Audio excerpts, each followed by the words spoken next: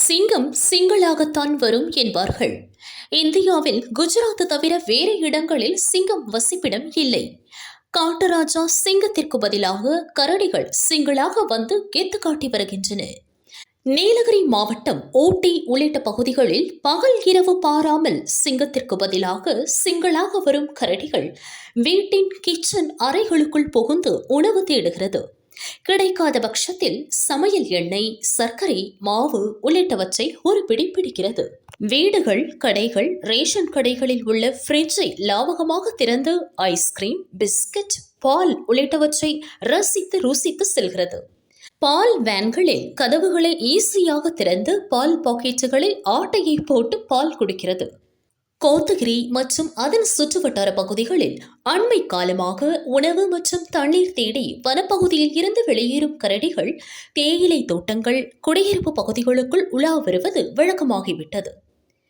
கோத்தகிரி அருகே உள்ள கேர்பெட்டா பகுதியில் பால் பாக்கெட்டுகள் விநியோகம் செய்யும் வாகனம் நின்றிருந்தது.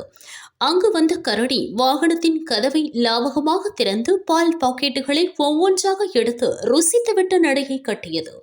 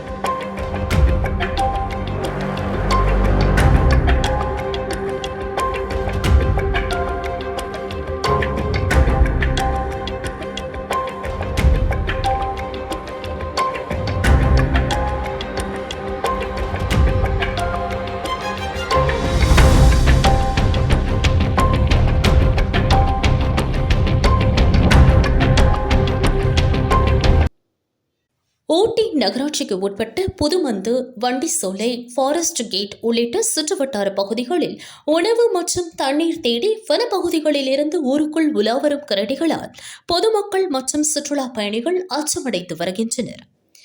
ஊட்டி கலெக்டர் அலுவலகத்தில் இருந்து புதுமந்து செல்லும் சாலையில் அமைந்துள்ள தனியார் தங்கும் விடுதியில் உணவு தேடி கரடி ஒன்று உலா வந்தது. அங்கு சுற்றுலா பயணிகள் தங்கியிருந்த வாசல் கதவு பகுதியில் கரடி போஸ் கொடுத்தபடி நின்றது. கரடியை பார்த்து சுற்றுலா பயணிகள் தொடை நடுங்கினர். அச்சத்துடன் அறைகளுக்குள் சென்று முடங்கினர்.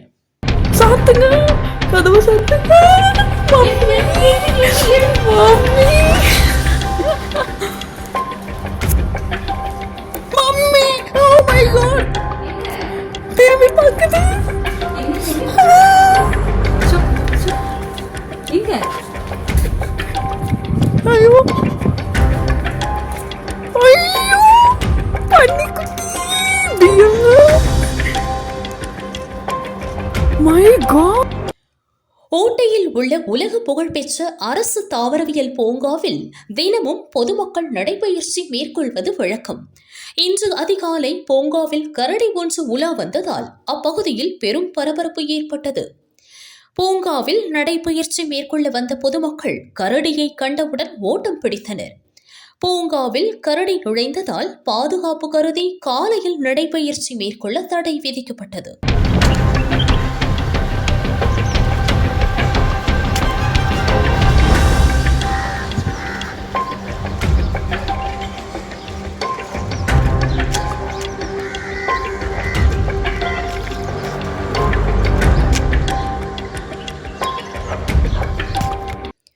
ஊருக்குள் உலாவரும் வன விலங்குகளை பிடித்து அடர்ந்த காட்டிற்குள் விட வேண்டும் என குடியிருப்போர் வலியுறுத்தினர்.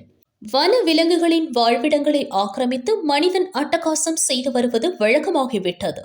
வன விலங்குகளின் வாழ்வாதாரம் கருதி காடுகளை காலி செய்துவிட்டு சமவெளி பகுதிகளில் மனிதன் குடியேற வேண்டும் என இயற்கை ஆர்வலர்கள் தொடர்ந்து வலியுறுத்தி வருகின்றனர். வெடிவுதான் பிறக்கவில்லை.